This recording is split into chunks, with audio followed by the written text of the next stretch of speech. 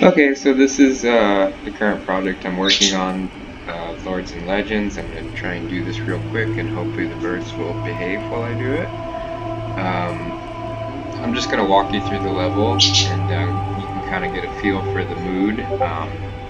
Lords and Legends is a competitive, fast-paced, multiplayer, arena-style.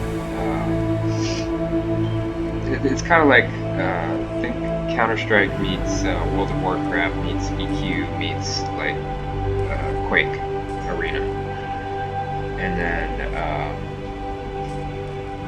I still got to work up the blueprints or the ability system. It's gonna take another couple weeks, but then it'll actually start to resemble like a game that you can actually play. But right now I'm just going to walk you through the level and you can kind of get a feel for the mood that I'm going for in the game. It's the art style is, photorealistic. I want to kind of capture that gritty, heavy feeling that battle has. This level is very foggy because the war is very obscure, conflict, and it just kind of adds a bit of, it actually makes the space a bit bigger, and kind of pulls distractions away from whatever the player's doing. So if there's somebody right in front of them, there's not all kinds of distractions in the background scenery. I mean, for the most part, they're going to be totally focused on what's going on right in front of them anyways, so I'm not really expecting them to players to pay a lot of attention to the details, but they would certainly notice if they weren't there. Walking around, I just want it to be very difficult to get a sense of direction, and actually right now the fog is a bit heavy because it's set up for the main menu. I haven't had time to tweak this level very much. I just kind of got it together and got it to the point where I can make the title screen. So honestly, I can't even find my way around. I just know some of the markers. So this is about the middle of the map right here. And over here is a regen pool where players are going to basically be fighting heavily for control over the spot, because it's going to determine, whether somebody's healer is going to run out of mana or not. Yes, it is. So this is kind of basically what's going to happen. This is what you're seeing is all replicated. The sounds are replicated to the other clients. And if another player jumps in, it's not going to start double playing effects. It's only going to show the one effect per client, and then if I get back out, it stops.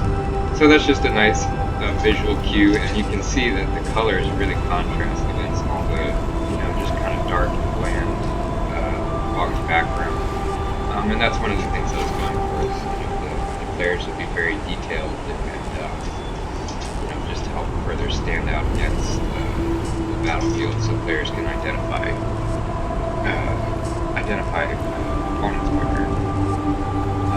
So I can pop out of here. The gate scene that I was doing.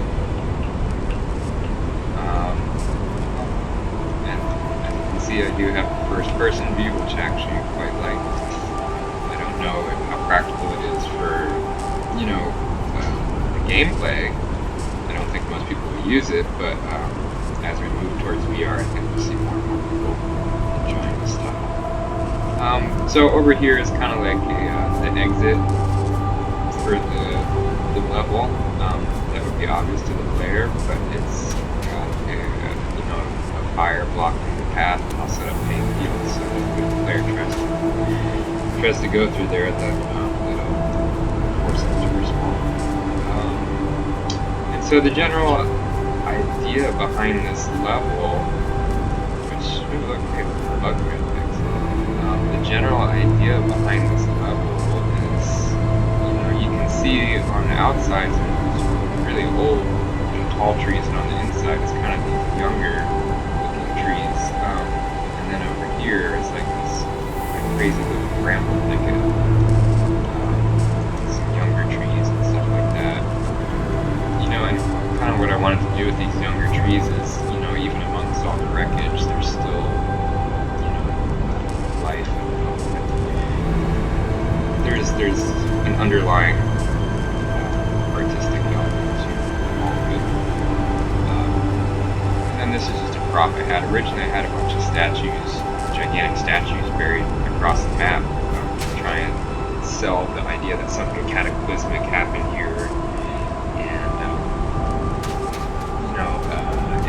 It caused everything to get buried and blew all the trees into the cliffs over here. There's some cliffs, you can't see them right now.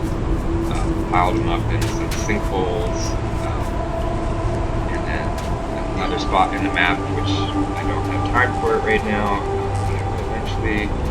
I'm creating a little cave, an underground subsection to this level where it's going to be, lit very differently.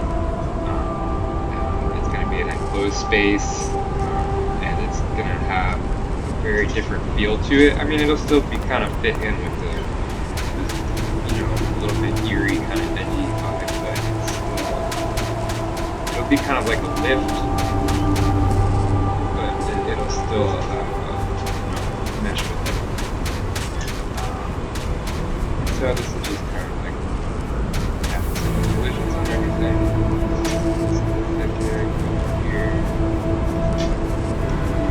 This level's not finalized. This is just, I got it to a point where it felt pretty comfortable with it. I could see myself playing on it because I'm not a fan of WoW and EverQuest.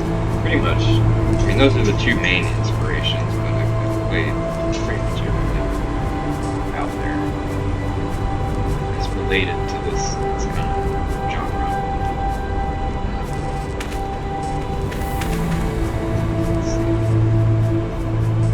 And then I wanted like a natural boundary, so it kind of just deters player from wanting to run into an invisible wall or a pain field, but that's ultimately kind of what I had to settle on, given the constraints of time, resources, and all that. So this is the edge of the map over here.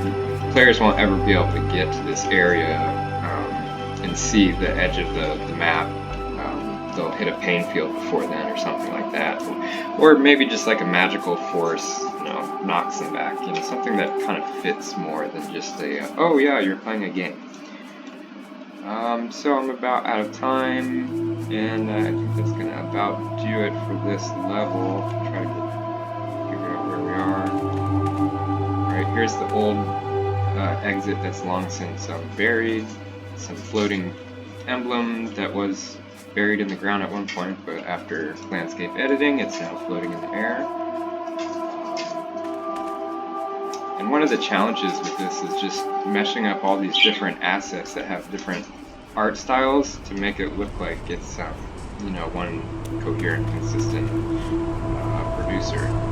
And these are the different weapons that we'll be using for the game.